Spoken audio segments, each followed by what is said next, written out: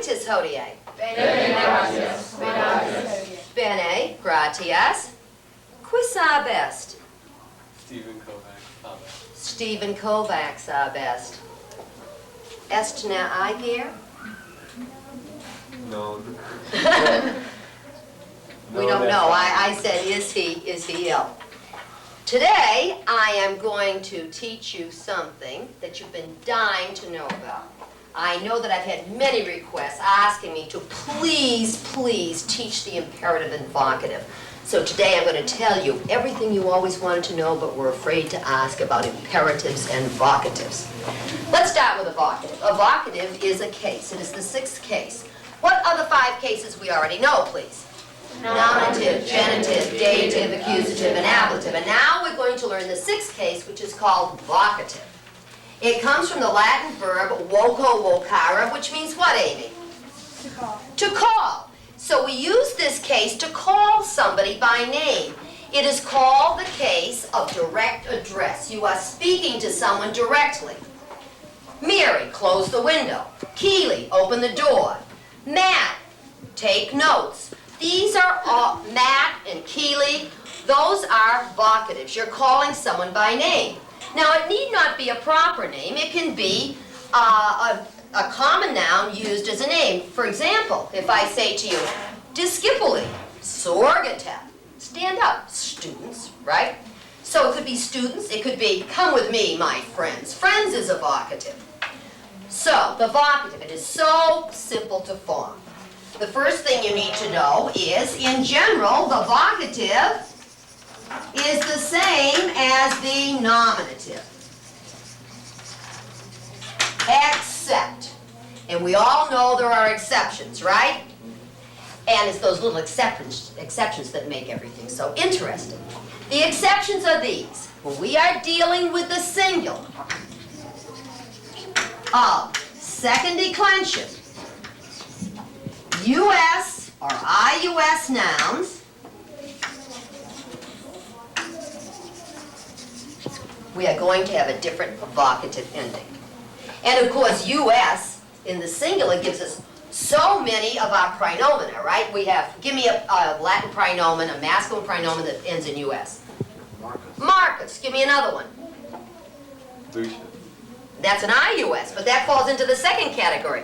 How about that one with the famous quotation we hear after Julius Caesar had been stabbed? What did he supposedly say as he was lying there dying? What did he say? Et tu, Bruta. And he was talking to Brutus. And so, now we can see how to do the vocative. The singular vocative is an E. And the singular IUS becomes an I. For example, and I am going to use here E.g. What does E.g. stand for, everybody? Exempli gratia, the abbreviation for the sake of example. So, Marcus becomes Marquette. And so we say Julius, if we're talking to Julius, it becomes Uli. So, US becomes a short E, and a IUS becomes an I. And that is why Julius Caesar at least supposedly said, et tu, Bruta. The Bruta is in fact then a vocative, right? Otherwise, it's the nominative. If your name is Anna, it's Anna. Cornelia, it's Cornelia. If I'm talking to girls, please stay and help me. Puellae, nominative plural. Boys, could you carry these books? Pueri. Students, listen carefully. Discipuli. Not to slight the girls, or discipuli, right? So these are all vocatives. As a matter of fact, I just used a vocative when I greet you every day. Do I not? What do I say? Salvete, discipuli, et discipuli. Those are vocatives. So they're very, very simple to form. And any other declension, of course, is the same as the nominative, singular or plural, as is appropriate. Now, when we use the vocative, we think often of an imperative. The vocative is the case for the noun, and now we're going to talk about a new mood. Do you remember when we learned the 5 characteristics of a verb? Who wants to tell me? What are they? Tell me, Joel. No. Person? Person, number, voice, mood, And the one that tells you what time the verb happens. tense. Tense, right. Person, number, tense, voice, and mood. We already know what person is, right? First, second, and third. We know what number is. What is it? Singular or plural. We know what tense is. There are 6 tenses. What are they, everybody? Present, imperfect, future, perfect, pluperfect, future perfect. What's voice? Active or passive? Good for you, Greg. Active or passive? And now we're going to do mood. Anybody remember mood? What are they?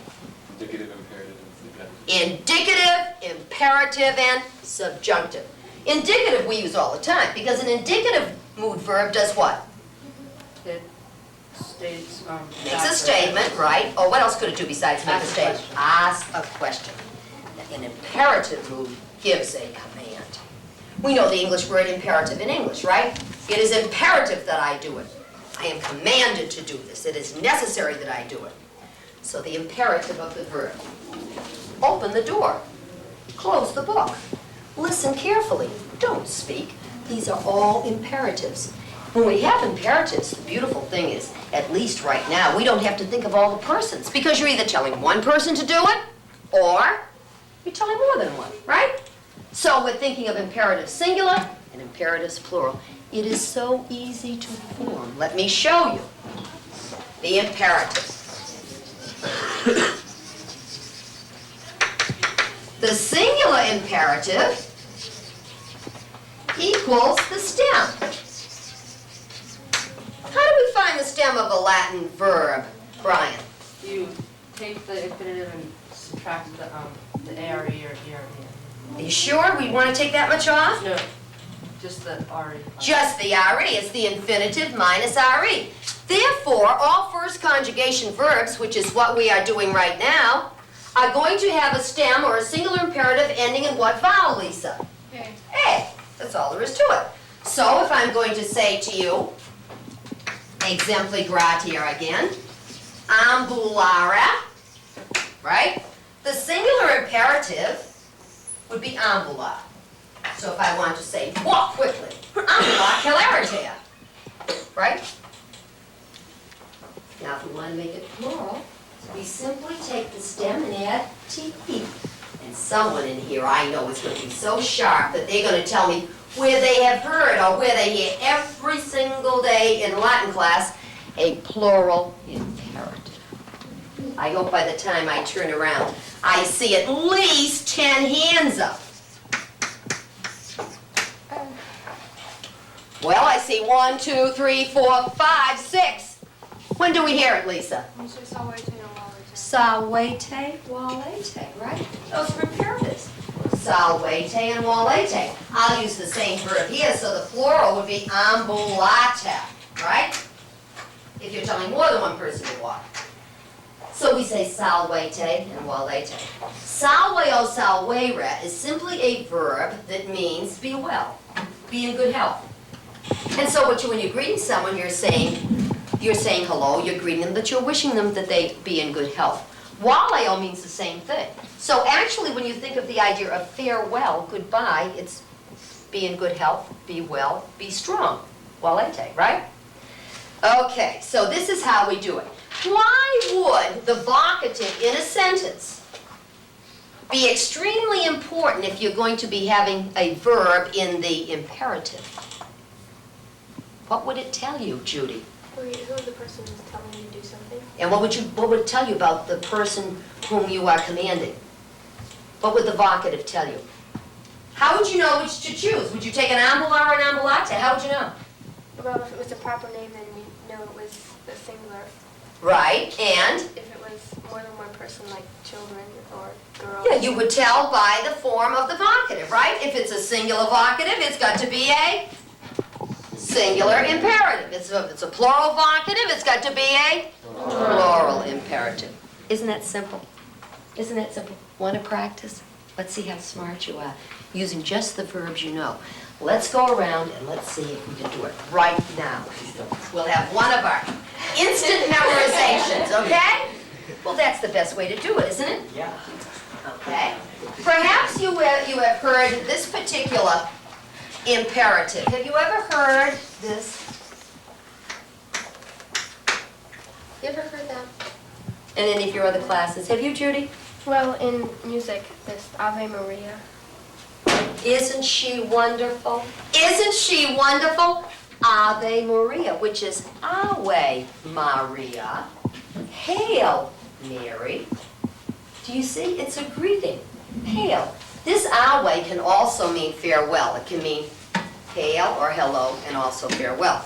Originally, by the way, this word, this Aweo, was written with an H, which we're going to see later in the lesson today dealing with something else. The H eventually dropped out of Latin, but it was written with an H in front of it. There is a very famous quotation when you go on in Latin in a couple of years, and you will hear a quotation from a poet, Catullus, where he bids farewell to his dead brother using exactly this quotation.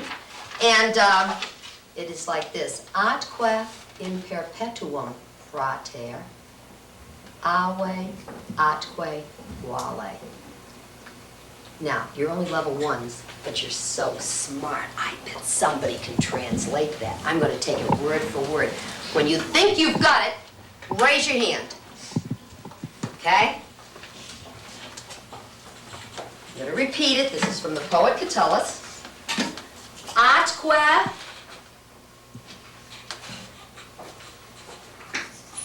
in perpetuum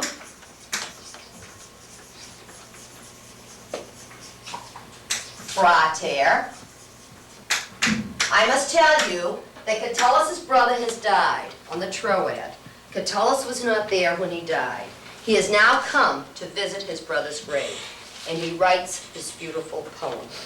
And he says, Atque in perpetuum frater, ave atque vale.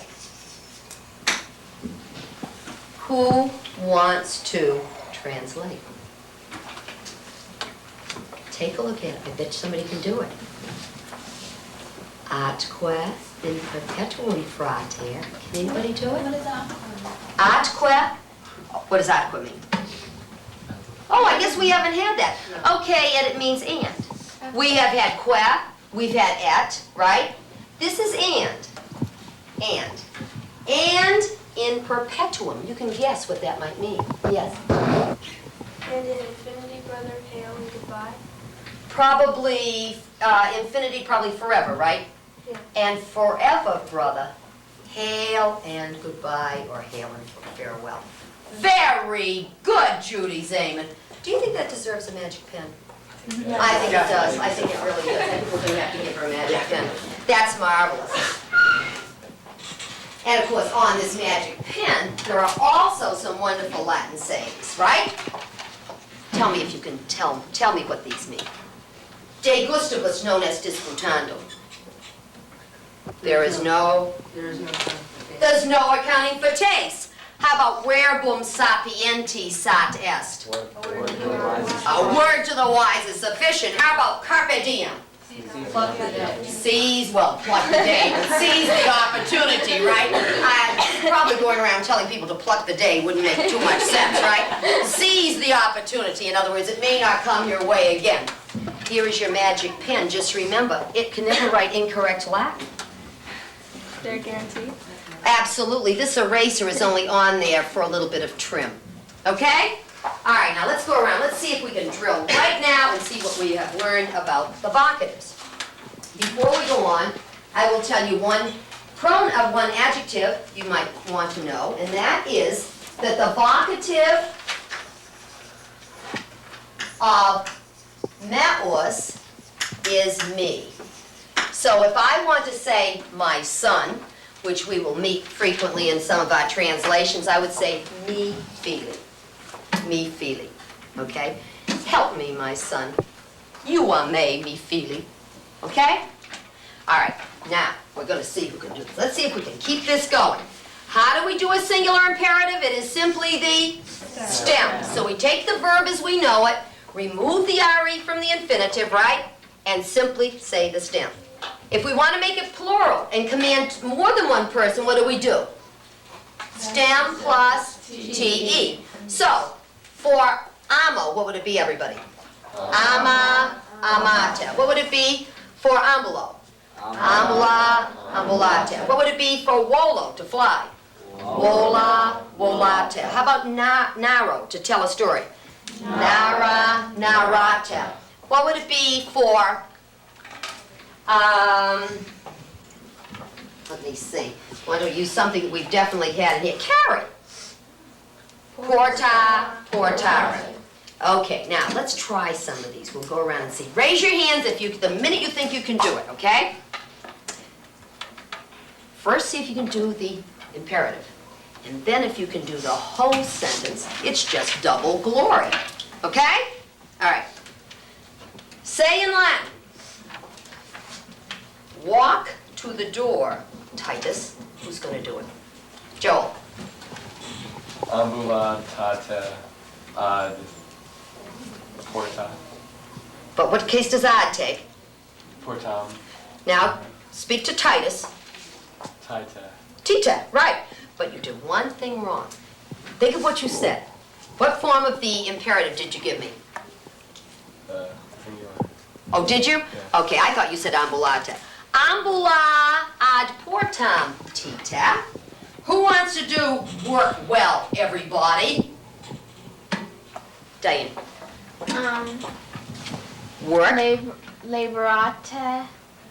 well. Bene. That's bene. Everybody. Omne. Isn't she wonderful? Omnes. So what do we say? Laborate bene, omnes. Who wants to say, tell a story, teacher?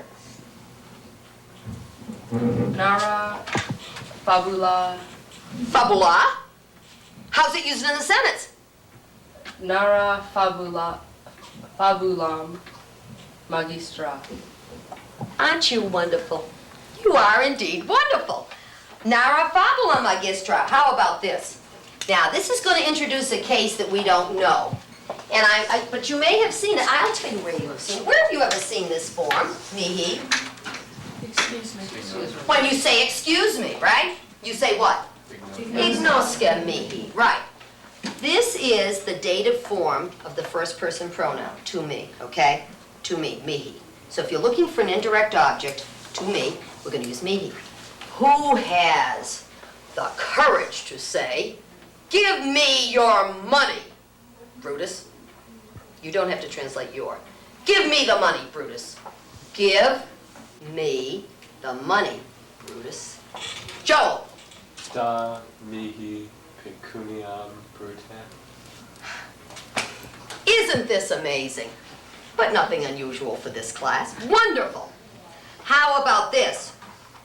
Call together the citizens, Romans. Call together the citizens. We're going to slip in a couple of third declension nouns now, just to make it interesting. Call together the citizens. Romans. What do you think, John? Call to. Are you looking for a singular or plural imperative? Plural, Why? because Romans is plural. Very good, because Romans is plural. Can you say call together? Convocate, Convocate. Now say citizens. qui, I don't know the accusative plural. Certainly you do. It's a third declension noun. So what do we say? Qui, I don't know. Oh, Yes, you qui do. ways. Very good. Romans. Roman, Go ahead. I don't know. Yes, you do. Romanus is one Roman. Romani. Didn't you all know he could do it? Did you have any doubt in your mind? Not for a single moment. Convocate cives Romani. Very good, John. Who wants to say sail to Italy, sailors? Come on, somebody back here. Come on. Amy. Navigata to Italy. Ad Italiam, sailors. Nota. Very, very good. See, it's going to be impossible to stump you in about 5 more seconds, right? All right, let's try it this one. Love your mother, Tiberius. These are a little far-fetched, but they're good for practice. Who wants to say, love your mother? Ama, Tea, You don't have to use the your, just, we assume it's your own mother. Ama, Mater, no. Ama, Matrem, Right? Tiberius. Tiberi. Very good. Ama matrem Tiberi. Very, very good. How about this? Save the city, Publius. It looks like serve, but it means save. We get preserved from it. Do not be thrown off between servo and servio. Save the city, Publius. Go ahead. Serwa, Orbs, What's happening to these direct objects today? They're all falling into the nominative case. We're concentrating so much on vocative and imperative, we've forgotten the direct objects. Orbem, Right. Hubli. Serwa orbem publi. Very, very good. Okay, how about this? Free the slaves, master. Anybody? Think of free, I'll liberate. Think of slaves. And does everybody remember the word for master? No. Dominus, oh, how wonderful, Matt, that's wonderful. Okay, you're talking to one man. We're gonna say, free the slaves, master. Who wants to do it? Diane, wonderful. Sarah. I mean, No, that, no. wait. Libera. Libera, Sarah. oh, free them all. Not just one, do them all. Sarah was Right, master. Domina. What did you say? But what are we gonna use for the ending on a US singular vocative? Domina. Well, that's the lady of the house, domina. We wanna make the vocative from dominus. How are we gonna do it? Domino. No. Wait. You've had a lapsus memoriae.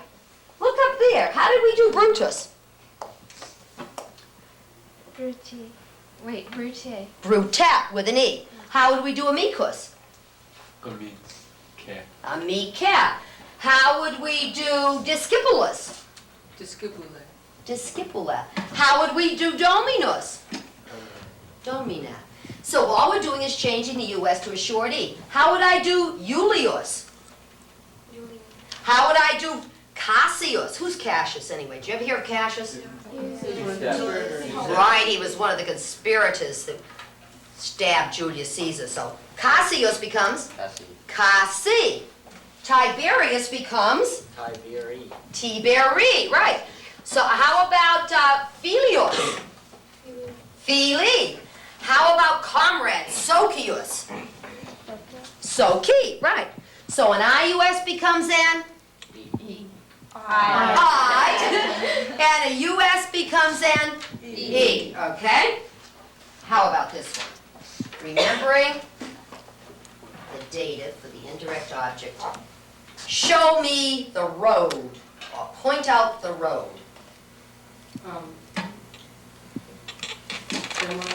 Demonstra, mihi, weam. That's right. I didn't give you a vocative. So you could also say demonstrata viam, right? Mihi viam. So it could be either one. Okay, now shall we get a little bit harder for drill before we go on? Should we get a little bit more difficult? Yeah. Let's see who can do this. Someone command the first king of Rome to fight. Amy. Pugna Romula.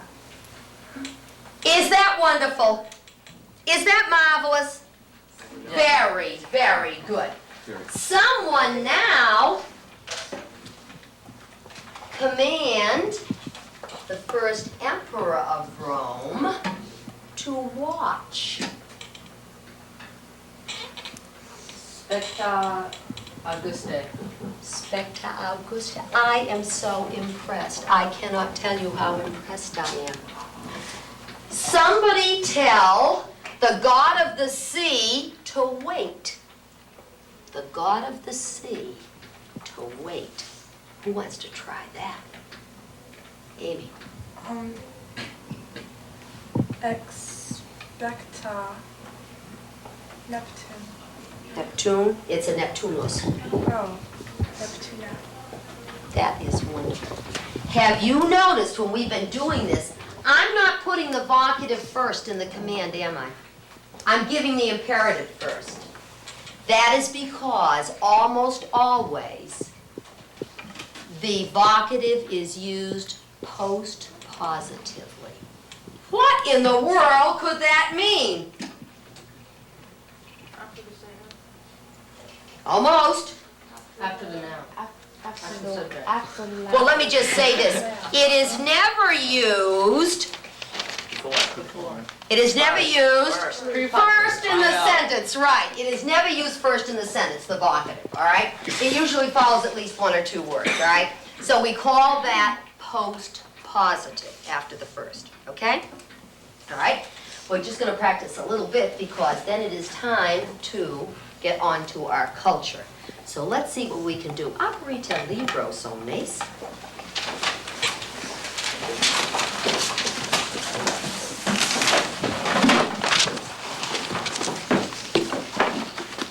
Okay? Page 76, please.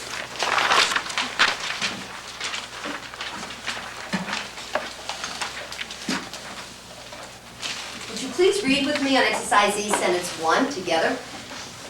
Libera, come on. Libera domina servus boni viri sunt.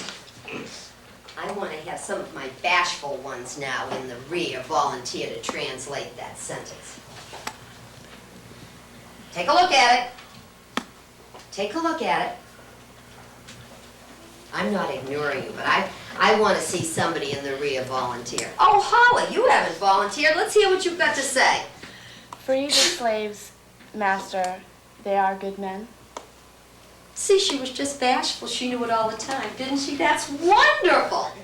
Cross, castra, oh, that isn't even a vocative or an imperative. Let's skip to the next one. Da Julia pecuniam servo amico miser est. Amicus in that sentence isn't a noun, is it? Is it? It's an adjective, right? Isn't it? Modifying servo. I think I see your hand halfway up, Mr. McAllister, do I? Yeah. That's wonderful. Then let's hear what you've got to say. That doesn't mean just do half the sentence. Do the whole sentence, okay? All right. Give money to the friendly slave, Julie. Julia. We don't have to get that friendly with her. I mean, you don't know what we'll call her Julia, okay? She is Probably wretched. he is, because it refers to Sarah, right? He is what? Oh. Miser. He is miserable. Or unhappy, yes. Or Or, money. I suppose so. Well, if we want to say poor meaning having no money, we'd use pauper. Miser means poor in the sense of poor pad, that kind of a poor. Not meaning that you're impecunious, just meaning that you're unfortunate or perhaps unhappy. Very well done, Mr. McAllister. I'm going to switch back to sentence 2 now for just a minute, Joel. Cras castra occupaveremus. Would you translate that, please? We will have attacked, tomorrow we will have attacked the camp. Tomorrow we will have attacked or seized the camp. Splendid. What do you know about the noun castra? It's used in the plural. It's used almost exclusively in the plural. What gender is it then if it's in the plural and it ends in A? Neuter. Wonderful. Give me an English derivative of cross. Cross. Or what does it mean? Give me a derivative, Beth. Procrastinate. Procrastinate. Does anyone know a nifty-difty saying using that? What do we say? Tarditas et procrastinatio odiosa est. What does it mean? What does it mean? Delay putting things off until tomorrow is hateful. Is hateful. And what famous Roman said those Cicero. words? Cicero. Who is Cicero anyway? He's the Statesman. most famous of the Roman orators. Very, very good. Let's try another one now. And we've got to make sure that we have enough time to go over our culture part of the class. Let's go to sentence 5. Spectate reginam pulchra est. Lisa? Watch the queen. She is pretty. Right, watch the queen. Look at the queen. She is pretty, or she is beautiful. How many people are you telling to look at her, Lisa? More than one. More than one? How do you know? Besides the fact that you're a brilliant Latin student. T on the end. The T-E on the end of the imperative. Indeed, indeed. Number 7. There's no imperative in number 7, but what case is me feely? Who wants to tell me? It's a vocative. Okay, would you like to translate that, please, Amy?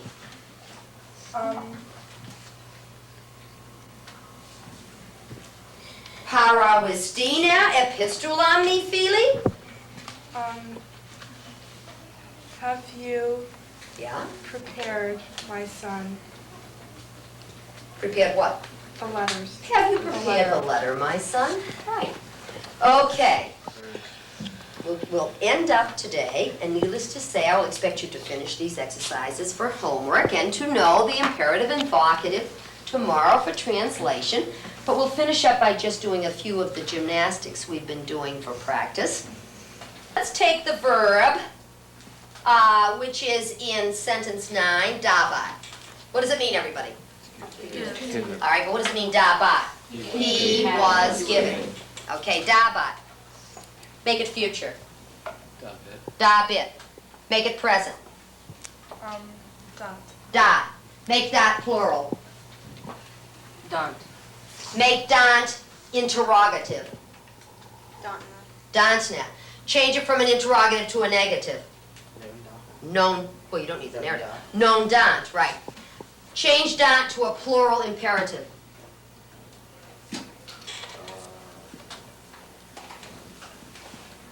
You can do it. Plural imperative, plural command form. Data. Data. Make data singular. Da. Change da to the second person singular present tense, Beth. You give. Das. Das. Now a toughie. John McAllister. Change das, you give, to the perfect tense you have given. That is, Steve? Is he wonderful? He's wonderful. He's marvelous. Okay, let's do a quick synopsis, everybody. Second person singular of dough. And then I think we're going to talk about the Colosseum. Okay? All right, let's do it. Let's do it. Synopsis, second singular, dough. Okay? Let's do it. Das, dabas, dabis, dedisti, dederas, dederis. And what does it mean? You give, you were giving, you will give, you have given, you had given, you will have given. You were marvelous. I applaud you. Okay, today we're going to talk about the Colosseum. I think everybody knows the Colosseum. You would recognize the Colosseum, would you not? Yeah. It is probably the most famous edifice in antiquity because it is so well preserved. Does this look anything like the Colosseum to you? I think it is the Colosseum. Do you think it is? I think so. Looks a lot. My personal view. All right. Okay. There it is, the Colosseum. Please, please, when you answer questions about this, remember there's one L and two S's. Okay? Colosseum. Now, the Romans didn't call it the Colosseum. The Romans didn't call it the Colosseum. It wasn't called the Colosseum until the 8th century AD by a learned man called the Venerable Bede. He was the first one who visited the Colosseum and called it that. The Romans called it the Flavian Amphitheater. Or in Latin, the Amphitheatrum Flavianum. Okay? An amphitheater was called such to differentiate it from a normal theater where the stage separates splits off the seats. An amphitheater has seats around, okay? I wonder if anyone can make a connection with Flavian and tell me why it might be called that. Has anybody ever heard that? Amy? The Flavian Emperors. The Flavian Emperors. This was their family name. The dynasty of the Flavians. It was built under the Flavians. Okay, there were 3 Flavian emperors. I bet somebody can tell me something about one of them. The first was the father, and he was Vespasian. He had 2 sons. Succeeding Vespasian was Titus. And finally, Domitian. Has anybody ever heard of any of them? John. Titus was emperor when Mount Vesuvius erupted. I'm amazed. He was. Titus was the emperor when Mount Vesuvius erupted and destroyed Pompeii, Herculaneum, and Stabii. Anybody by any chance know the date of that eruption? John! 79 AD. One of the dates. What? Anybody want to take a wild guess at the month and the day? April 21st. No, that's when Rome was founded. Amy? August 24th. August 24th. Right. Vesuvius erupted and destroyed those 3 cities. It took 8 years to build the Flavian Amphitheater. It was begun by Vespasian in 72 AD, and it was completed and dedicated in 80 AD by the Emperor Titus. It was the site of magnificent spectacles. What do you usually associate with the Colosseum when you think of it in your mind? What do you think of going on there? Gladiators. Gladiators, of course, gladiatorial combats. And it is called an arena, is it not? And we use that word today. The word arena is going to remind you of this because the Romans originally wrote it H-A-R-E-N-A, and then it became arena. It means sand. And the arena was called the arena because the floor of it was covered with sand. Unfortunately, I must tell you, to absorb any blood. But that is the fact. That's why it was called that. And here we saw all kinds of entertainment. Some of it seeming very violent to us, but who knows how later generations will look at some of the entertainment which we enjoy today, right? They may think that's pretty violent also, right? So we have gladiatorial combats. I wonder why a gladiator is called a gladiator. Does anybody have the vaguest idea? What do you think, Judy? The word for sword is Because gladius is the word for sword. Very, very good. So gladiators fought. Gladiators fought with other gladiators. They fought with wild beasts. In the day that the Colosseum was dedicated by Titus, he wanted to put on the biggest spectacular you have ever seen. It started out with 4 series of shows. First he had cranes, which are birds, right? Not the cranes that bring in heavy material, right? They fought with dwarfs. Then they had male gladiators fighting female gladiators. Then they slew 5,000 beasts on the run. And finally, the pièce de résistance, they flooded the whole Colosseum, as was done for many, many centuries afterwards, and they had a mock naval battle, fought with the same kind of vigor that a real naval battle would be fought. Yes? Isn't that called a pneumonia? You see, he's just a jump ahead of me. Indeed, it is called a nomachia, and that is a mock naval battle, a nomachia. They would flood the entire Colosseum, and they would have a mock naval battle. We had gladiators that fought from chariots, Essaдаrii. We had gladiators that fought from horseback, under Batai. We had gladiators that fought only with a net and a trident, Retiarii, and they would throw the net over their opponent and then use the trident or sometimes a short sword. So there were many, many. I want you to look at this. You see there are 4 tiers, right? Look at this style of column at the bottom. It is the plainest one. What do you call the plainest type of Doric? Look at this one, however. Do you see the flowers? What is that? Corinthian. What do you call that leaf? Anybody remember? I told you a long time ago. It's called an acanthus leaf that always decorated the column. There were 80 such openings. There were 80 such openings, and you would make arrangements to meet your friend at a certain opening, and there were statues of the deities in each of these. So maybe I'd meet you at the Venus portal. Or maybe I'd meet you at the portal of Minerva. And that's how I would designate our meeting place. There were 80 of these, and guess what they were called? Vomitoria. A rather graphic term, wouldn't you think? Because when all of the people were disgorged at once out of the Colosseum, they were vomitoria. The Colosseum, or the Flavian Amphitheater, I realize that we're running out of time, so I'll just tell you just a couple of basic things, and we'll continue this for several more days, talking about it historically, architecturally, and entertainment-wise. But I would like to tell you, first of all, that it was 160 feet high. I want you to picture the size of it. It was 160 feet high. It covered 6 acres. 6 acres. And although at one time they said that it would hold about 90,000 people, in more recent times we've decided 50,000 is more accurate. The night before the gladiatorial combat, the gladiators would have a huge banquet. The day of the combat, and they would always have the combat in the afternoon. In the morning they'd have mock battles with blunt swords, etc.